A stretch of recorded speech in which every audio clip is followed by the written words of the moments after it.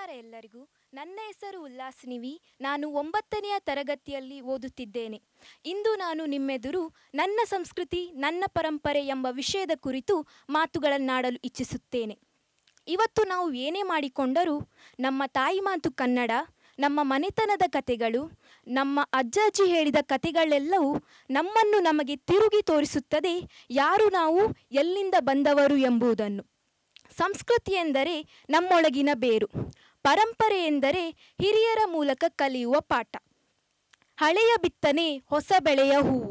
ಹಾಗೆಯೇ ಹಿರಿಯರು ನಮಗೆ ನೀಡಿದ ಸಂಸ್ಕಾರ ಪರಂಪರೆಗಳು ಇಂದಿನ ಪೀಳಿಗೆಯ ಬೆಳವಣಿಗೆಗೆ ಕಾರಣವಾಗಿದೆ. ನನ್ನ ಸಂಸ್ಕೃತಿ ಎಂದರೆ ಏನು ಗೊತ್ತಾ?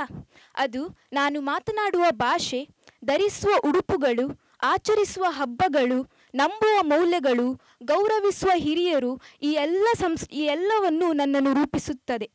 ನನ್ನ ಸಂಸ್ಕೃತಿಯಲ್ಲಿ ಕನ್ನಡ ಭಾಷೆ ಮಾತನಾಡುವುದು, ಅಜ್ಜಿಯನ್ನು ಗೌರವಿಸುವುದು, ಹಿರಿಯರನ್ನು ಗೌರವಿಸುವುದು, ದೇವರಿಗೆ ನಮಸ್ಕಾರ ಮಾಡುವುದು, ದೀಪಾವಳಿ, ದಸರಾ, ಯುಗಾದಿ ಇತರ ಹಬ್ಬಗಳನ್ನು ಆಚರಿಸುವುದು ಮತ್ತು ಇವೆಲ್ಲವೂ ನನ್ನ ಸಂಸ್ಕೃತಿಯ ಭಾಗಗಳಾಗಿವೆ.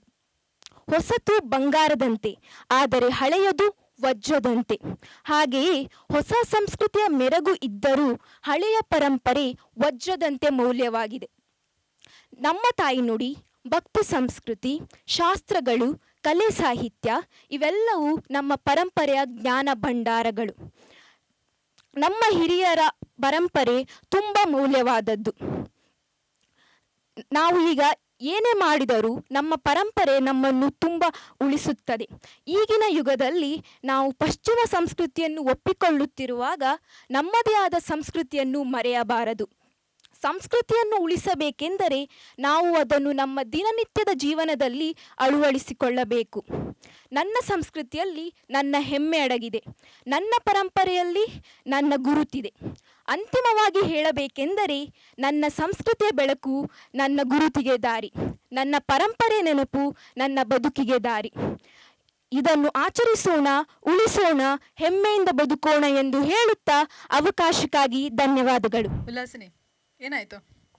ಫುಲ್ ಉಸಿರು ಬಿಡ್ತಾ ಇದ್ದೀರಾ? ಸಾಕಾಯ್ತಾ? ಇಲ್ಲ ಇಲ್ಲ, ಸ್ಪೀಚ್ ಮಾಡಿ ಸಾಕಾಯ್ತಂತ ಹೇಳಿ ಕೇಳಲಿಲ್ಲ ನಾನು. ಇಲ್ಲ ಇಲ್ಲ ಇಲ್ಲ. ಓಕೆ, ಬಟ್ ನಿಮ್ಮ ಪ್ರೆಸೆಂಟೇಷನ್ ನಿಮ್ಗೆ ಖುಷಿ ಆಯ್ತಾ? ಹಾಂ ಹೌದು. ಓಕೆ, ಒಳ್ಳೆ ರೀತಿಯಲ್ಲಿ ಮಾಡಿದ್ದೀರಿ ಅಂತ ಅನಿಸ್ತದೆ. ನನಗೆ ಎಷ್ಟಾಗುತ್ತೆ ಅಷ್ಟು ಮಾಡಿದ್ದೀನಿ. ಇದಕ್ಕೆ ತುಂಬ ಪ್ರಯತ್ನ ಕೂಡ ಮಾಡಿದ್ದೀನಿ. ಜಡ್ಜಸ್ ಅವತ್ತು ಫಸ್ಟ್ ರೌಂಡಲ್ಲಿ ಹೇಳಿದ್ದೆಲ್ಲ ತಪ್ಪುಗಳನ್ನು ನಾನು ತಿದ್ಕೊಂಡಿದ್ದೀನಿ ಅಂತ ಅನಿಸ್ತಿದೆ. ನನಗೆ ಎಷ್ಟು ಆಗುತ್ತೆ ಅಷ್ಟು ಮಾಡಿದ್ದೀನಿ. ಓಕೆ, ಸೊ ನಿಮ್ಮ ಇವತ್ತಿನ ಒಂದು ಸ್ಪೀಚ್ ಏನಿದೆ ಅದು ನಮ್ಮ ಜಡ್ಜಸ್ಗೆ ಎಷ್ಟು ಇಂಪ್ರೆಸಿವ್ ಆಗಿತ್ತು ಅಂತ ಹೇಳಿ ಅವರಿಂದನೇ ಕೇಳೋಣ ಅಲ್ವಾ? So Shreyas sir. Hi Ullasini. Hi sir. ನಿಮ್ಮ ಸ್ಪೀಚ್ ಒಳ್ಳೇದಿತ್ತು, ನಿಮ್ಮ ಪ್ರೆಸೆಂಟೇಷನ್ ಎಲ್ಲ ಚೆಂದ ಇತ್ತು. ಸ್ವಲ್ಪ ಕಂಟೆಂಟ್ ಮೇಲೆ ವರ್ಕ್ ಮಾಡಬೇಕು ಅಂತ ಅನಿಸ್ತು, ಯಾಕಂದರೆ ಕಂಟೆಂಟ್ ಸಾಕಾಗಲಿಲ್ಲ ಈ ರೌಂಡಿಗೆ. ಅದು ಸ್ಪೆಸಿಫಿಕ್ ಆಗಿ ಟಾಪಿಕ್ ಕೊಟ್ಟ ನಂತರ ಅದಕ್ಕೆ ಸಂಬಂಧಪಟ್ಟಂಥ ಸ್ವಲ್ಪ ಕಂಟೆಂಟ್ಗಳು ಬರಬೇಕಾಗಿರ್ತದೆ. ಸೊ ಹಾಗಾಗಿ ಕಂಟೆಂಟಲ್ಲಿ ಸ್ವಲ್ಪ ಪ್ರಾಬ್ಲಮ್ ಇತ್ತು. ಅದು ಬಿಟ್ಟರೆ ನಿಮ್ಮ ಪ್ರೆಸೆಂಟೇಷನಲ್ಲಿ ನನಗೆ ಯಾವುದೇ ಕೊರತೆ ಕಾಣಲಿಲ್ಲ. ಅದು ತುಂಬ ಚೆನ್ನಾಗಿ ನೀವು ಮಾಡಿದ್ದೀರಿ. Thank you. ಅಲ್ವಿಂದ್ ಅಂತಿ ಸರ್. ಉಲ್ಲಾಸಿನಿ, ಆ ಉಲ್ಲಾಸ ಎಲ್ಲಿ ಹೋಗಿದೆ? ಇದೆ ಸರ್. ಇದೆಯಾ? ಮಾತನಾಡುವಾಗ ಉಲ್ಲಾಸ ಬಹಳ ಕಷ್ಟಪಟ್ಟು ಬಂತದು. ಯಾಕೆಂದರೆ ನೆಕ್ಸ್ಟ್ ಸೆಂಟೆನ್ಸ್ ಏನು, ನೆಕ್ಸ್ಟ್ ಏನು, ನೆಕ್ಸ್ಟ್ ಏನು ಅಂತ ಬರುತ್ತೆ. ನೀವು ಡ್ಯಾನ್ಸ್ನಲ್ಲಿದ್ದೀರಾ? ಹೌದು. ನೆಕ್ಸ್ಟ್ ಸ್ಟೆಪ್ ಯಾವುದು ಅಂತೇಳಿ ಬರುತ್ತಲ್ಲ ಸಾಮಾನ್ಯವಾಗಿ. ಆ ಕಡೆ ಆವಾಗ ಯಾರು ಎಕ್ಸ್ಪರ್ಟ್ ಇದ್ದಾರೆ ಅವರನ್ನು ನೋಡ್ತೇವೆ ನಾವು, ಆಮೇಲೆ ಕಂಟಿನ್ಯೂ ಮಾಡ್ತದೆ.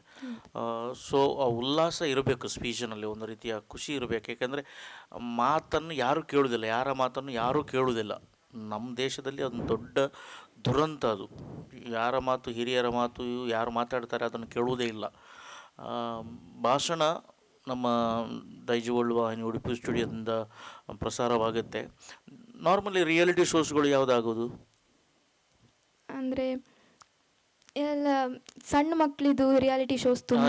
ಯಾವುದು ಅಂತೇಳಿ? Drama juniors. ಹೌದು. ಮತ್ತೆ ಮತ್ತೆ ಯಾವುದ್ರ ಬಗ್ಗೆ ಆಗುತ್ತೆ ಅದು? ನಾಟಕಗಳು. ಒಂದೇ ನಾಟಕ, ಇಲ್ಲದ್ರೆ ಸಂಗೀತ ಅಲ್ವಾ, ಇಲ್ಲದ್ರೆ ಡ್ಯಾನ್ಸ್. ಹೌದು. ಓಕೆ, ಯಾಕೆ ಆಗುತ್ತೆ ಅಂದರೆ ಹೇಳಿದ್ರೆ ಅದರಲ್ಲಿ ಒಂದು ವೆರೈಟಿ ಇದೆ, ಜನರು ನೋಡ್ತಾರೆ.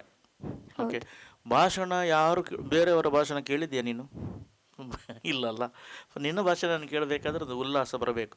ಸರಿ, ನಿಮ್ಮ ಕಂಟೆಂಟ್ನಲ್ಲಿ ನೀನು ಹೇಳಿದಿ ಪಶ್ಚಿಮ ಸಂಸ್ಕೃತಿ ಅಂತೇಳಿ. ಪಶ್ಚಿಮ ಸಂಸ್ಕೃತಿ ಏನಿದೆ, ಏನು ಪಶ್ಚಿಮ ಸಂಸ್ಕೃತಿ ನಾವು ಅಳವಡಿಸ್ಕೊಂಡಿದ್ದೇವೆ? ಪಶ್ಚಿಮ ಸಂಸ್ಕೃತಿ ಅಂದರೆ ಫಾರಿನ್ ಕಂಟ್ರೀಸಿಂದ ಬಂದಿರೋದು. ಅಂದರೆ ಈಗ ಉದಾಹರಣೆಗಾಗಿ ಅಂದರೆ ಈಗ ಹೆಣ್ಣು ಮಕ್ಕಳು ಅಲ್ಲೆಲ್ಲ ಅಂದರೆ ಸಾಂಪ್ರದಾಯಿಕವಾದ ಉಡುಪುಗಳನ್ನೆಲ್ಲ ಧರಿಸುವುದಿಲ್ಲ, ಅಪ್ಪ ಅಮ್ಮನಿಗೆ ಗೌರವಿಸುವುದಿಲ್ಲ ಕೆಲವರು. ಆ ಥರ ಸಂಸ್ಕೃತಿಯನ್ನು ನಾವು ಒಪ್ಪಿಕೊಳ್ಳಬಾರದು. ನಮ್ಮದೇ ಆದ ಸಂಸ್ಕೃತಿಯನ್ನು ನಾವು ಮರಿಬಾರ್ದು. ಓಕೆ, ನಮ್ಮ ಸಂಸ್ಕೃತಿ ಅವರು ಅಳವಡಿಸ್ಕೊಳ್ತಾರೆ. ಅವರು ಸೀರೆ ಉಡ್ತಾರೆ ಅಲ್ವಾ, ಅವರು ಭರತನಾಟ್ಯ ಕಲಿತಾರೆ, ಅವರು ಯೋಗ ಕಲಿತಾರೆ, ಅವರು ಆಯುರ್ವೇದಕದಲ್ಲಿ ಇಂಟ್ರೆಸ್ಟ್ ಇದೆ. ಸೊ ಆವಾಗ ಅವರ ದೇಶದವ್ರು ಏನು ಹೇಳ್ಬೋದು, ನೀವು ಈಸ್ಟರ್ನ್ ಸಂಸ್ಕೃತಿಯನ್ನು ಬಳಸ್ತೀರಿ, ಒಂದು ಮಾತು ಬರ್ಬೋದಲ್ಲ? ಹಾಂ, ಅವ್ರದ್ದು ಅವರಲ್ಲೂ ಬರುತ್ತೆ ಈ ಥರ ಮಾತುಗಳು, ನೀವು ಯಾಕೆ ಆ ಸಂಸ್ಕೃತಿಯನ್ನು ಇದು ಮಾಡ್ತಿದ್ದೀರಾ ಅಂತ. ಆದರೆ ಅದೆಲ್ಲ ಅವ್ರ ಇಚ್ಛೆ. ಅವರಿಗೆ ನಮ್ಮ ಸಂಸ್ಕೃತಿ ಇಷ್ಟ ಆದರೆ ಅವ್ರು ಹಾಕೊಂತಾರೆ, ಅದು ಅವ್ರ ಇಷ್ಟ. ಅದು ಬೇರೆಯವ್ರು ಹೇಳಲಿಕ್ಕೆ ಆಗುದಿಲ್ಲ ಅಲ್ಲ. ಹಾಗೆ ನಮಗೆ ಯಾವುದು ಇಷ್ಟವೋ ನಾವು ಅಲ್ಲಿಂದ ತಗೊಳ್ಬೋದಲ್ಲ. ಹೌದು, ಆದರೆ ಅದು ತಕ್ಕಾಗಿ ಇರಬೇಕು. ಅಂದರೆ ಈಗ ಅರ್ಧ ಬಟ್ಟೆ ಹಾಕಿದ್ರೆ ಏನು, ಅದರಿಂದ ಪ್ರಯೋಜನನೂ ಇಲ್ಲ, ಅದರಿಂದ ಏನು ಸಾಧಿಸ್ಕೂ ಆಗುದಿಲ್ಲ ಅಲ್ವಾ. ನಮ್ದಾದ್ರೆ ಫುಲ್ ಟ್ರೆಡಿಷನ್ ಕಲ್ಚರ್ ಎಲ್ಲ ಇದೆ, ಒಂದು ಶಾಸ್ತ್ರ, ಒಂದು ಅದು ಹೀಗೆ ಮಾಡ್ಬೇಕಂತ ಇದೆ. ಅದೆಲ್ಲ ಅವರು ಒಳ್ಳೆಯದನ್ನೇ ಅಳವಡಿಸ್ಕೊಂಡ್ರೆ ಏನು ಪ್ರಾಬ್ಲಮ್ ಇಲ್ಲ. ಸರಿ, ಅದೇ ಬೇಕಿತ್ತು, ಒಳ್ಳೆಯದನ್ನು ಅಳವಡಿಸ್ಕೊಂಡ್ರೆ ಏನು ಸಮಸ್ಯೆ ಇಲ್ಲ. ಸೊ ಭಾಷಣ ಒಳ್ಳೆದಿತ್ತು. ಸರ್ ಹೇಳಿದಾಗೆ ಕಂಟೆಂಟ್ ಸ್ವಲ್ಪ ಇಂಪ್ರೂವೈಸ್ ಮಾಡಿದರೆ ಬೇಗ ನಿಲ್ಲಿಸಿದ್ರಾ? ಇಲ್ಲ, ಒಂದು ವಾಕ್ಯ ಹೇಳಿಲ್ಲ ನಾನು. ಅಲ್ಲ, ಮೂರು ನಿಮಿಷ ನೀವು ಪೂರ್ತಿ ಯೂಸ್ ಮಾಡಿಲ್ಲ ಹೌದು ಅಲ್ಲ, ಒಂದು 2-3 ಸೆಂಟೆನ್ಸ್ ಆಚೀಚೆ ಆಗಿರಬಹುದು. ಭಾಳ ಬೋಲ್ಡಾಗಿ ಮಾತಾಡ್ತೀರಿ ನೀವು. ಓಕೆ, ಬೋಲ್ಡಾಗಿ ಮಾತಾಡ್ತೀರಿ.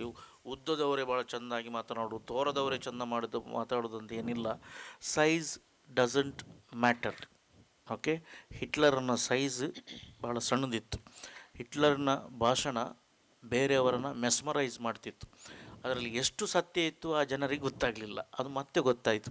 ಓಕೆ, ಸೊ ಹೀಗೆ ಭಾಷಣಕ್ಕೆ ಫಿಸಿಕ್ ಹೀಗೇ ಇರಬೇಕಾಗಿ ಏನೇನಿಲ್ಲ. ಹಾಗಾಗಿ ನೀವು ನಿಮ್ಮ ಭಾಷಣವನ್ನು ನಿಮ್ಮ ಕೊಟ್ಟ ಸಮಯದಲ್ಲಿ ಅದ್ಭುತವಾಗಿ ಮಾಡಿದ್ದೀರಿ. ಒಂದು 2-3 ಸೆಂಟೆನ್ಸ್ ಯೂಸ್ ಮಾಡಿದರೆ ಕರೆಕ್ಟ್ ಟೈಮ್ ಯೂಸ್ ಆಗ್ತಿತ್ತು. ತೊಂದರೆ ಇಲ್ಲ. All the best. Thank you sir. Okay, Ullasini, ಹೇಗೆ ಅನಿಸ್ತಿದೆ ಈಗ? ಖುಷಿ ಆಗ್ತಿದೆ ಈಗ ಖುಷಿ ಆಯ್ತು, ಫುಲ್ ಕಾನ್ಫಿಡೆನ್ಸ್ ಅಲ್ಲಿ ಇದ್ದೀರಾ ಈಗ? ಹಾಂ, ಕಾನ್ಫಿಡೆನ್ಸ್, ಓವರ್ ಕಾನ್ಫಿಡೆನ್ಸ್ ಅಲ್ಲಿ ಇಲ್ಲ, ಕಾನ್ಫಿಡೆನ್ಸ್ ಓವರ್ ಕಾನ್ಫಿಡೆನ್ಸ್ ಅಲ್ಲಿ ಇಲ್ಲ, ಬಟ್ ಕಾನ್ಫಿಡೆನ್ಸ್ ಅಲ್ಲಿ ಇದ್ದೀರಾ. ಹೌದು. ಸೊ ನೆಕ್ಸ್ಟ್ ರೌಂಡಿಗೆ ಸೆಲೆಕ್ಟ್ ಆಗ್ತೀರಾ ಅಥವಾ ವೇಟಿಂಗ್ ಲಿಸ್ಟ್ಗೆ ಬರ್ತೀರಾ ಅಂತ ಹೇಳುವಂಥದ್ದಿದೆ. ಸೊ ನಮ್ಮ ಜಡ್ಜಸ್ ಅನ್ನ ಕೇಳಿ ಬಿಡೋಣ ಅಲ್ವಾ? ಓಕೆ, ಸೊ ಜಡ್ಜಸ್, ಉಲ್ಲಾಸಿನಿ ಅವರು ನೆಕ್ಸ್ಟ್ ರೌಂಡಿಗೆ ಹೋಗ್ತಾ ಇದ್ದಾರಾ, ಅವ್ರ ವೇಟಿಂಗ್ ಲಿಸ್ಟ್ ನಲ್ಲಿ ಕಾಯ್ತಾ ಇರಬೇಕಾ? ಉಲ್ಲಾಸಿನಿ, ಸ್ವಲ್ಪ ಟೈಮ್ ನಾವು ನಿಮ್ಮನ್ನು ವೆಯ್ಟಿಂಗ್ ಲಿಸ್ಟಲ್ಲಿ ಇಡ್ತೇವೆ. ಸೊ ಎಂಡಲ್ಲಿ ನಿಮಗೆ ರಿಸಲ್ಟ್ ಹೇಳ್ತೇವೆ. Okay sir, thank you. Okay, all the very best Ullasini. ನೀವು ವೇಟಿಂಗ್ ಲಿಸ್ಟ್ನಲ್ಲಿ ಇದ್ದೀರಾ, ಸೊ ನೋಡುವ ಏನಾಗ್ತದೆ ರಿಸಲ್ಟ್ ಅಂತ. So anyways, all the best. Thank you.